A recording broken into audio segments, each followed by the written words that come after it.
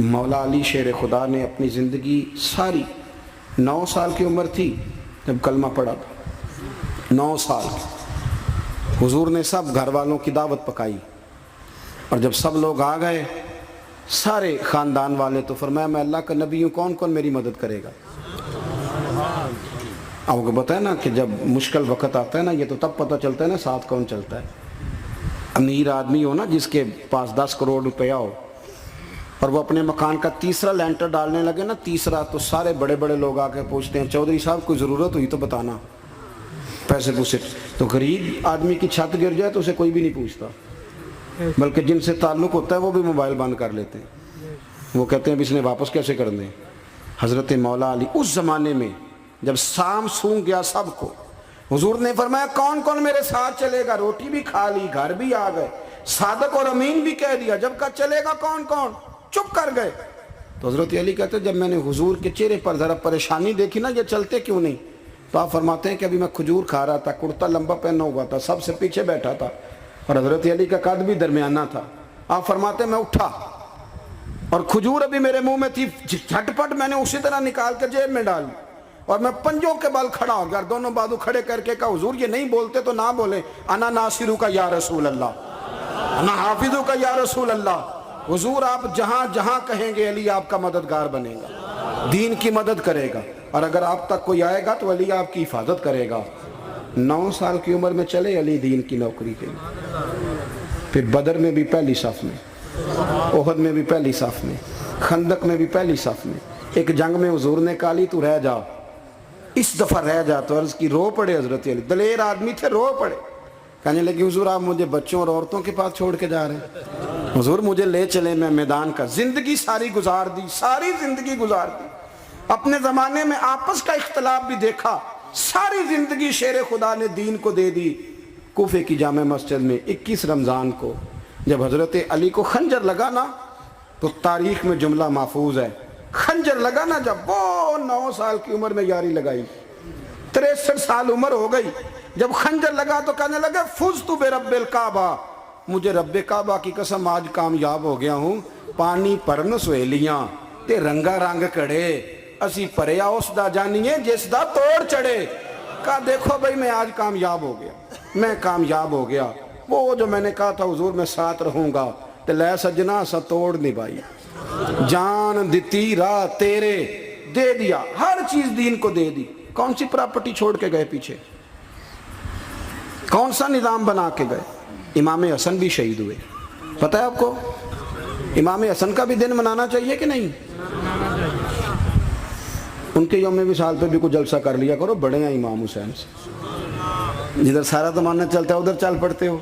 حدیث میں جہاں جہاں نام آیا نا، پہلا امام حسن کا ہے، دوسرا امام حسین کا ہے، اور امام حسین کے اپنے جملے ہیں، فرماتے ہیں نیرا میرا بھائی نہیں، میرا امام بھی ہے، میرا امام بھی ہے۔ اور آپ فرمایا کرتے تھے میں نے بڑی چیزیں حسن سے سیکھی ہیں، جو انہوں نے سیکھا ایک بتاؤں اس میں سے؟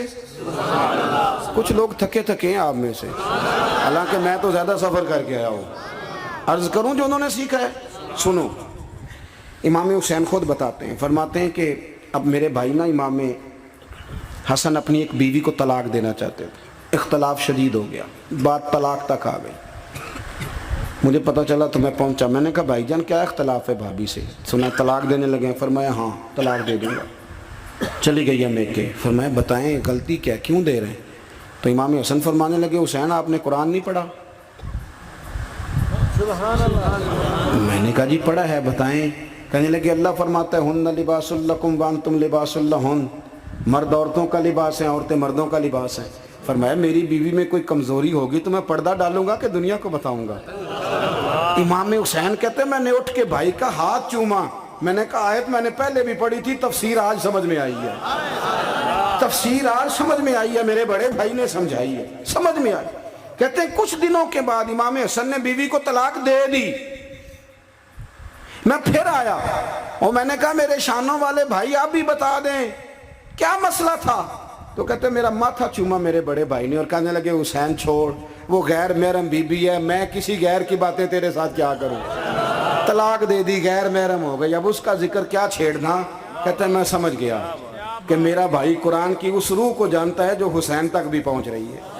بھائی بھائیو امام حسن رضی اللہ تعالیٰ عنہ، آپ کو پتہ ہے یہ کائنات کا وہ عظیم شخص ہے، حسن ابن علی، وہ عظیم ہستی ہے جس نے تاج چھوڑ دیا، تخت چھوڑ دیا، پر نبی پاک کی امت کو جوڑ دیا۔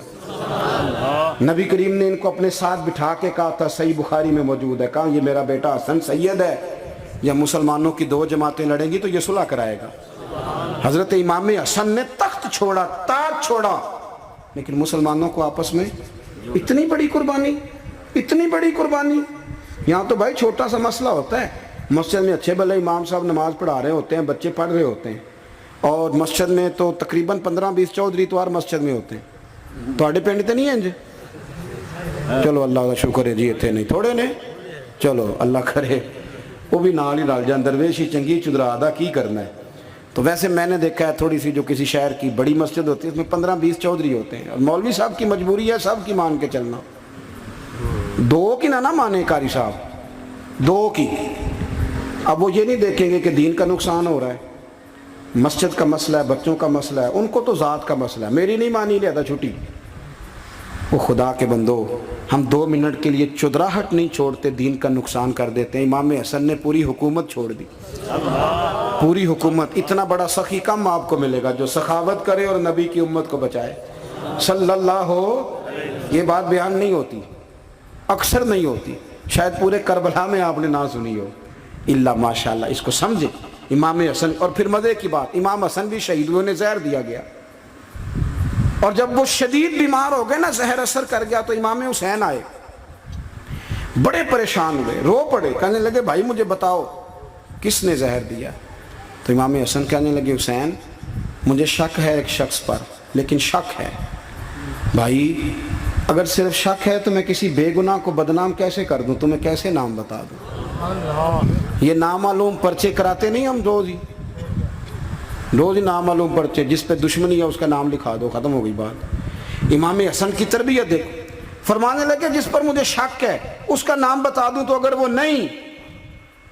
نہیں تو بے گناہ کا ذکر کیسے کر دوں؟ تو امام حسین فرمانے لگے بھائی جان اگر وہی ہوا تو آپ فرمانے لگے اگر وہی ہوا نا تو حسین پھر بھی تو چھوڑ دے، میں نے رب کے سپرد کر دیا، اللہ بہترین انتقام لینے والا ہے۔ اللہ اتنا بڑا حوصلہ سیدہ کے بیٹے کا، شیر کے بیٹے کا، شیروں جیسا کلیجہ، اتنا دل دریا سمندروں ڈونگے، کون دلان دیاں جانے۔ او بھائی تھوڑا حوصلہ کر، جتن تے ہر کوئی کھیڑے، تو ہارن کھیڑ فقیرہ، اور جتن دا مل کوڈی پہندہ ہی ہارن دا مل ہیرا۔ او کہیں بیک بھی تو ہو نا، کہیں تو درگزر بھی تو کرنا، کہ ہر جگہ چھا کے رہنا ہے، ہر جگہ چھا کے رہنا ہے۔ میرے ایک سنگی ہیں، آپ کو پتہ یہ جو سٹیج پہ بیٹھنے والے لوگ ہوتے ہیں نا، یہاں تو اچھے لوگ بیٹھے ہیں، میری طرح کے جو لوگ، جو سٹیج پہ بیٹھنے کا عادی ہو جاتا ہے وہ نیچے بیچارہ بیٹھ بھی نہیں سکتا، یہ مسئلہ ہو جاتا ہے۔ میں اکثر کہتا ہوں کہ کبھی نیچے بیٹھ کے تو دیکھو کیا فرج ہوتا ہے۔ اگر کسی بندے کی کوئی شان ہے تو وہ جو سب سے پیچھے بیٹھا ہے اس کی شان ویسی کی ویسی ہے، کوئی کمی آ جائے گی؟ کچھ بھی نہیں۔ مجھے ذاتی طور پر دیانتداری سے کہتا ہوں، مسجد میں بیٹھا ہوں، جب میرے آنے پہ لوگ نعرے لگاتے ہیں مجھے تکلیف ہوتی ہے۔ میں کہتا ہوں یار نبی پاک کی نعت چل رہی تھی، اس کا ادب زیادہ ہے یا اجمل قادری کا ادب زیادہ ہے؟ چھوڑیں آپ، جو آیا ہے وہ بیٹھ جائے گا، ختم ہو گئی بات۔ اور ویسے بھی جو لوگ جلسوں کے لیے محنت کرتے ہیں نا، بیچارے اشتہار لگاتے ہیں، مسجد کی صفائی کرتے ہیں، جو لنگر پکاتے ہیں، وہ تو اسٹیج پہ آتے نہیں، حالانکہ زیادہ ثواب تو ان کو ملتا ہے، وہ تو پیچھے چھپے ہوتے ہیں۔ میں کئی دفعہ مجھے پتہ چل جائے نا اس کارکن نے زیادہ کام کیا اس جلسے کے لیے، تو میں اس کے کان میں کہتا ہوں میرے لیے بھی دعا کری، اس لیے کہ تو نے محنت کی ہے، تیرا اجر اور ہے۔ ہم تو شان سے آئے بیٹھے اور چھٹی کر گئے۔ بھائی تھوڑا پیچھے بھی دیکھیں، نبی کریم کے پورے خاندان کی قربانیاں، پورے خاندان۔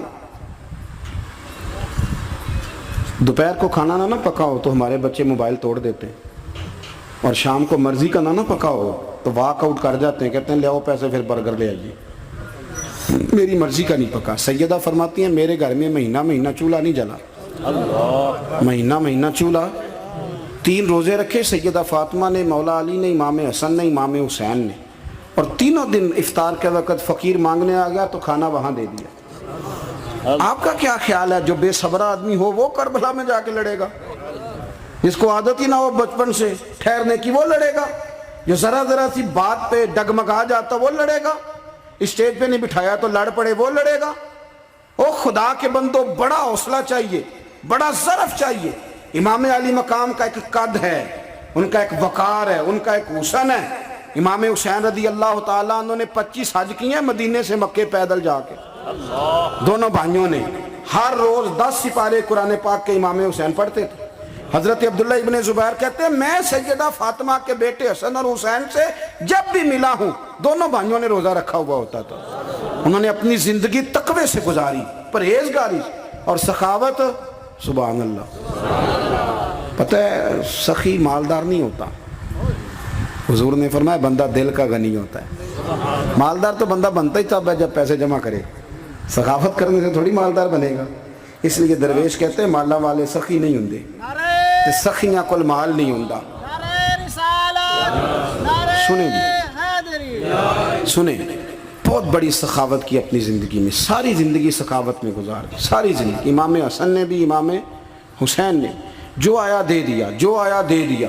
ہزاروں دینار آتے۔ ایک دن ایک فقیر مانگنے آ گیا تو امام حسن حسین دونوں تھے، کہنے لگا میں نے سنا ہے بڑے لاجپال ہو، غریب ہو، مہربانی ہو جائے۔ فرمایا بیٹھ جاؤ، رزق آنے والا ہے۔ تھوڑی دیر گزری تو 3000 دینار آئے۔ ویسے میرے کو 3 لاکھ روپیہ ہوتے مسیطے کنے دینے چاہیے دیں؟ میں اپنا پہ پوچھنا، تو اڑا تے پوچھیا ہی نہیں، میں مشورہ پہ لینا۔ 3 لاکھ جو میرے کو ہوتے مسیطے کنے دینے چاہیے؟ تسی ظاہر ہے ان کو دیانتداری والا مشورہ ہی دینا ہے نا، جنج کرنا جو ہی دسنا جے نا۔ کتنا 1000؟ ہاں، میں کبھی کبھی پیار سے بات سناتا ہوں۔ ایک سنگی میرے پاس آیا، کہنے لگا سب دعا کرو اللہ میں پیسے دے، میں وہ راہ دیاں گا۔ میں کہ یا اللہ انہوں 10 کروڑ دے، 9.5 کروڑ تیرے راہ دے چھڑے گا۔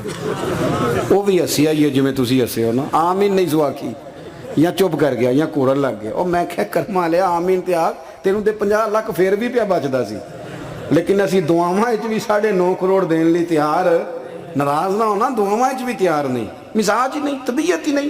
سیدہ فاطمہ الزہرا کے پاس 40 اونٹ کھڑے تھے۔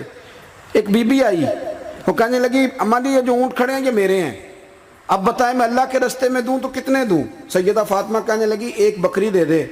وہ کہنے لگی حضور اگر آپ کے پاس 40 ہوتے تو آپ کتنے دیتی؟ سیدہ فرمانے لگی میں سارے کے سارے دے دیتی۔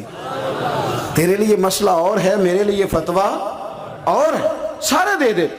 3000 دینار آئے امام حسن اور حسین کے پاس۔ فقیر بیٹھا ہے، فقیر کہتا ہے میرے دل میں خیال تھا کہ 5-10 دے دیں تو میری موج بن جائے گی، پر مجھے نہیں پتا تھا کہ اتنے سخی گرانے کے پاس آیا ہوں۔ 5-10 دے دیں تو موج بن گئی۔ کہتے ہیں امام حسن نے 3000 دینار میری ہتھیلی پہ رکھے اور میرا ماتھا چوم کے کہنے لگے یار میرا تو خیال تھا کہ تیرے انتظار پر تجھے کچھ ملے گا، پر یہ رکھ لے، مجھے پتا ہوتا کہ تجھے اتنا ملنا ہے تو میں تجھے انتظار نہ کراتا۔ جلدی دے، خود بھیک دے، خود ہی کہیں منگتے کا بھلا ہو۔ اپنی زندگی نفاست سے گزاری اہل بیت، قربانی دے کے گزاری۔